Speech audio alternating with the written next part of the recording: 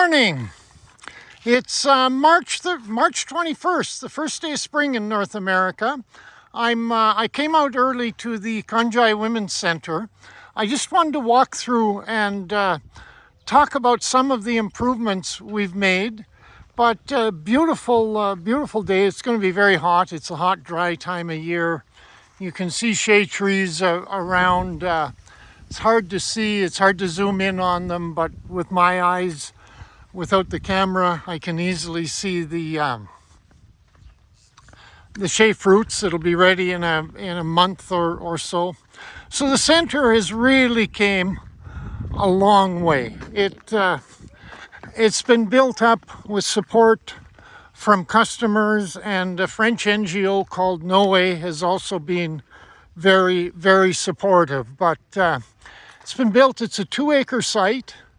It has a warehouse and cooling room. We need another warehouse. We have plans to build another warehouse here.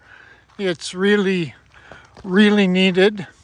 So this building is the warehouse and cooling room, and we store nuts, but we end up having to store nuts and other things off-site often because we're too full.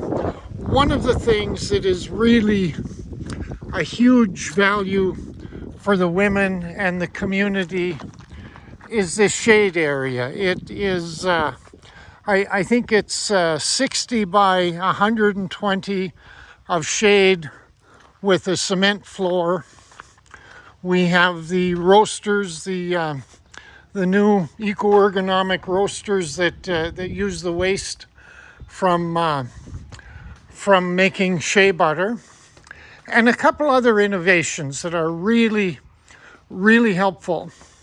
So these are some ovens, and we worked with a local bricklayer and some local knowledge, and we built these ovens. They're used for boiling water, for boiling shea, for preparing combo butter. The fuel goes in the back, and the pots sit on top, and then there's a chimney. The traditional way, in fact, I think I see some rocks over here.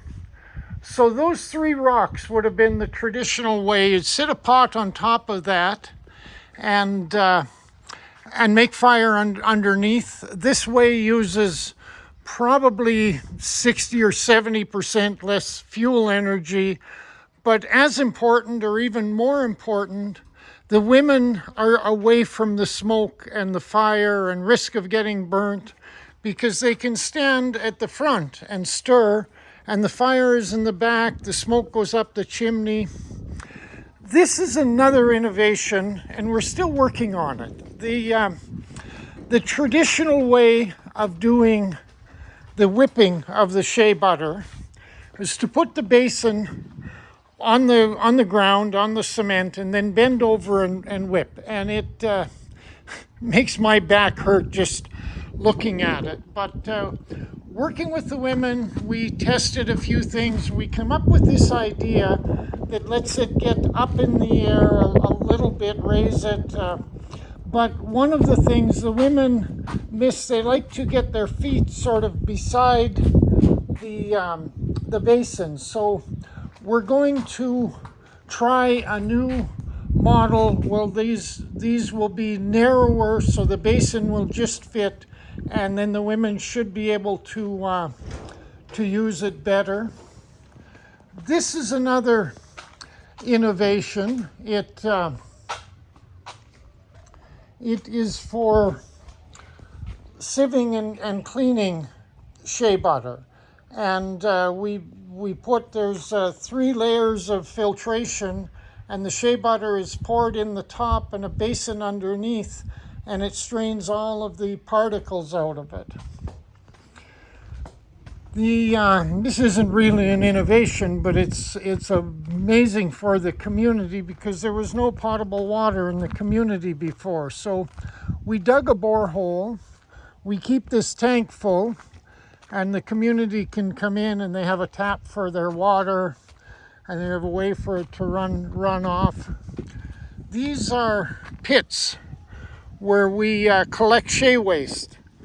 that we turn into bricks for making, for burning, for fuel energy, for boiling and roasting shea butter. These is some of it. We've got to move it inside. We don't have the storage, but this is all the waste product from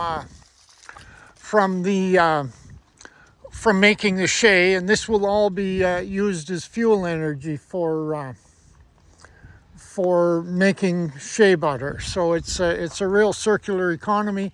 This is a shea tree, and I'm just looking to see if I can see some blossoms, but no fruit that I can get a picture of.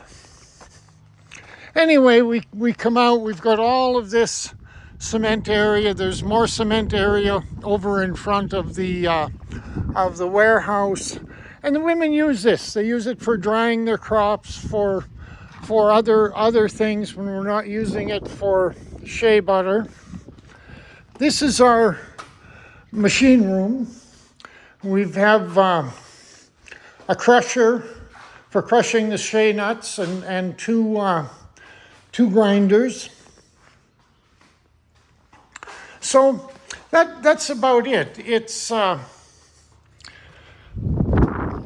really good to see. It's good to see the progress that has been made here. Progress that's been made possible because of our customers and their purchases. Progress that's been made possible because of Noe, the French NGO, and the support they've given us, and progress that's been made possible by the Baraka team here.